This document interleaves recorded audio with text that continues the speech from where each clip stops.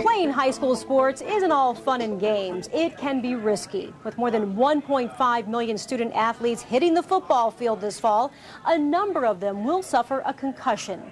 Tonight, a Scottsdale High School football player gives us a play-by-play of his experience. It was the first time I ever got a concussion. I didn't really know how serious it could be, how long I'd be out for. 15-year-old Aaron Russell plays JV football at Desert Mountain High School in Scottsdale. But in September, he suffered a concussion during practice. We were doing one-on-one hitting drills, and I was standing up. Kid clocked me in the chin, got knocked out for probably about 5 seconds. A concussion is an injury to the brain. It usually is caused by a blow to the head. Symptoms include headaches, confusion, memory loss, and ringing in the ears. I was having trouble concentrating. I had pretty much no short-term memory. The day of, I couldn't even put sentences together. I was just completely out of it.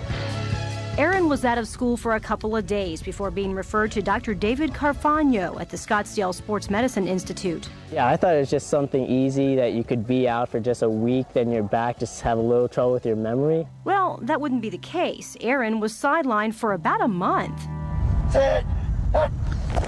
So when is it safe to let an athlete return to the field? It's not to take the place of any of the criteria or a doctor or trainer's examination, but it's assisting. Now, coming up at 5:45, see how a computer, Patty, is helping doctors make sure athletes are up to full speed before heading out to the field again. Now, you have two boys. What's that? You have two boys, and I mean, I have a girl, so I don't have this particular football problem, but I've talked to so many mothers who, have this dilemma of, I'm going to try and keep my boys out of football because I know that you can have these serious injuries and blah, blah, blah. But you can't keep your kids out of sports if they love it. It's really tough. A dilemma. I know, and I love football, and I'd love to see my kids playing football, but I'm just like you. I've neglected really to put them in football yet. I'm trying every other sport, and hopefully they'll bite off on one of the less extreme hitting outie sports. Serious injuries like concussions. But how do you know when a player is well enough to get back on the field? We're going to show you a new medical tool giving doctors a helping hand when it comes to concussion recovery. And he gets nailed! Kansas City Chiefs quarterback Trent Green is just one of many professional athletes that have suffered a serious concussion. It doesn't just happen to the pros, but amateur and student athletes are also at risk.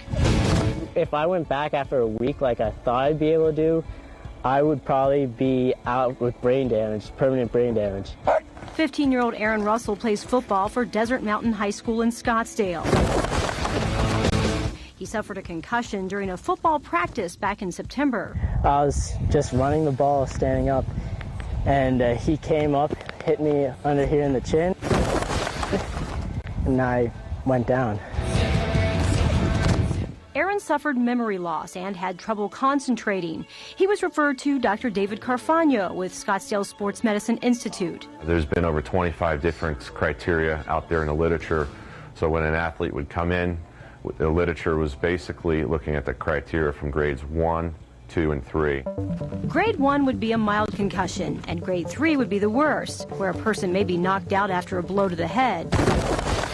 One of the medical tools Dr. Carfagno is using to evaluate recovery following a concussion is a software program called Impact. It's actually an excellent sideline tool as well as a tool to use post-concussion.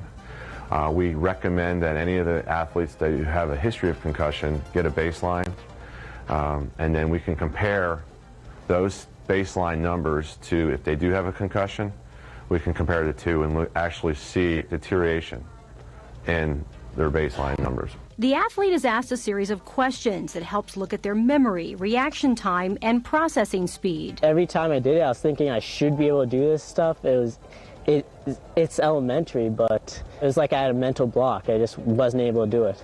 Dr. Carfagno says that Aaron had one of the lowest scores he had seen in a long time. So after doing the impact test a couple more times and using other tools like an MRI and CAT scan, Aaron was finally cleared to suit up in a month after his concussion. And now that he's back playing, he looks at football from a new set of eyes. Be careful while you're playing. Try to protect your head. It's just too important to lose. It's better to have a broken arm than get a concussion.